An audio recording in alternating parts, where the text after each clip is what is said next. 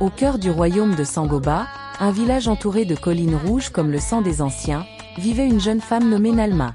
Elle était née frêle, si légère que les gens disaient que le vent pouvait la soulever comme une feuille de mil.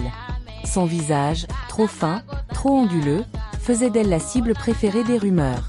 Les femmes du village murmuraient. Le créateur a dû être pressé quand il l'a modelée. Les hommes détournaient le regard. Les enfants riaient en la voyant passer.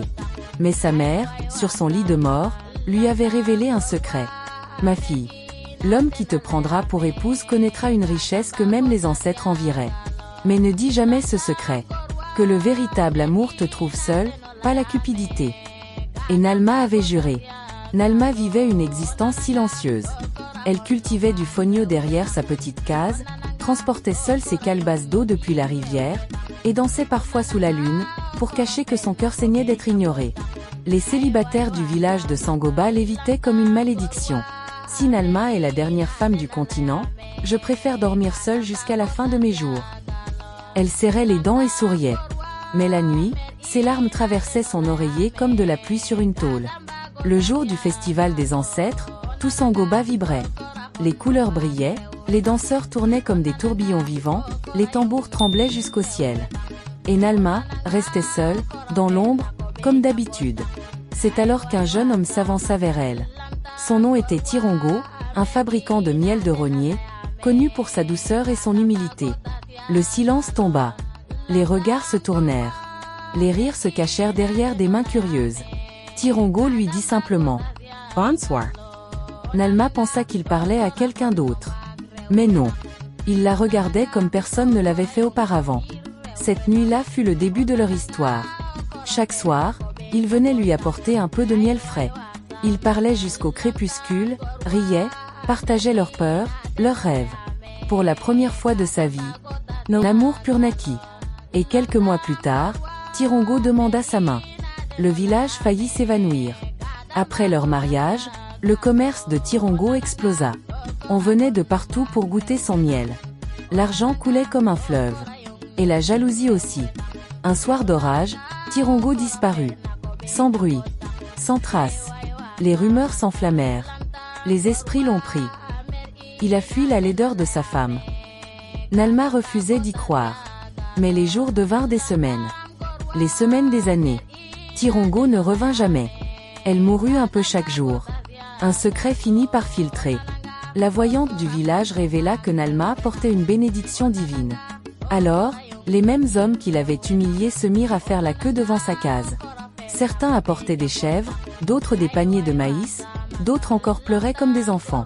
Le plus insistant d'entre eux fut Dambari, un pêcheur au sourire mielleux. Nalma, épuisée d'être seule, finit par céder. Elle l'épousa. Et dès que sa pêche devint miraculeuse, Dambari la quitta pour une femme aux hanches rondes. Le cœur de Nalma se fissura. Puis vint le troisième homme. Puis le quatrième. Puis le cinquième. Chacun devenait riche. Chacun disparaissait. Les hommes se partageaient Nalma comme un secret honteux. Le village commença à trembler de peur. Cette femme apporte la richesse, puis le malheur. Un matin, Nalma partit, ses pieds lourds comme des pierres. Elle n'en pouvait plus. Sur un sentier sacré, elle rencontra une vieille femme à la peau ridée comme une feuille de baobab. Ses yeux brillaient comme si elle connaissait déjà toute sa vie. « Ma fille, ta souffrance est immense. Les hommes t'utilisent. Mais ton véritable amour reviendra. En attendant, porte ceci, quand la lune sera bien ronde. » Elle lui tendit un pagne mystique rouge écarlate. « Il révélera ta vraie valeur. Mais souviens-toi, seul moi pourrai l'enlever. Reviens ici quand ton cœur sera prêt. » L'instinct venait de changer. Le lendemain, Nalma se réveilla, transformée. Sa peau brillait comme de l'or de brousse. Ses courbes étaient celles d'une déesse. Son visage éclatait de lumière. Le village entier s'arrêta. Les hommes laissèrent tomber leurs machettes. Les femmes s'étouffèrent de surprise. Nalma était devenue la plus belle femme de Sangoba. Et les hommes revinrent, encore plus nombreux. Mais cette fois, elle choisit un homme déjà riche. Chef Barido, propriétaire de champs, de troupeaux et d'une grande maison. Elle voulait comprendre. Elle voulait les punir. Après 2 mois, Barido perdit tout. Ses vaches moururent. Ses terres furent saisies. Sa maison vendue. Puis un deuxième homme subit le même sort. puis un troisième. Les hommes commencèrent à fuir Nalma comme on fit un mauvais sort. Elle souriait enfin. Elle avait appris la solitude et la dignité. Un jour, on frappa à sa porte.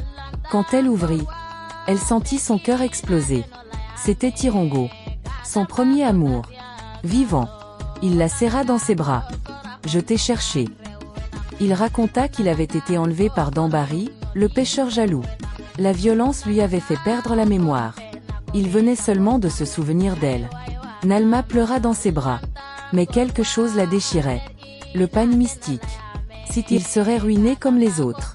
Alors, une nuit, elle retourna au sentier sacré. Elle appela la vieille femme 3 fois. La vieille apparut dans un souffle de vent. Nalma tomba à genoux. « Reprenez-le. J'ai retrouvé mon amour.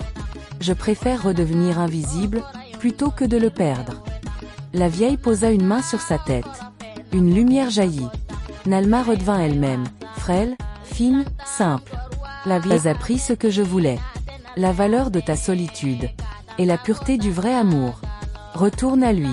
Ton épreuve s'achève ici. Quand Nalma revint, Tirongo la regarda, les yeux brillants. Ce visage, ce corps, cette âme. Je les ai toujours aimés.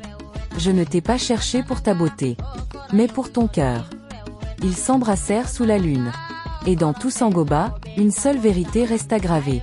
Ce n'est pas la beauté qui fait la richesse d'un mariage, mais l'amour que 2 cœurs acceptent de partager.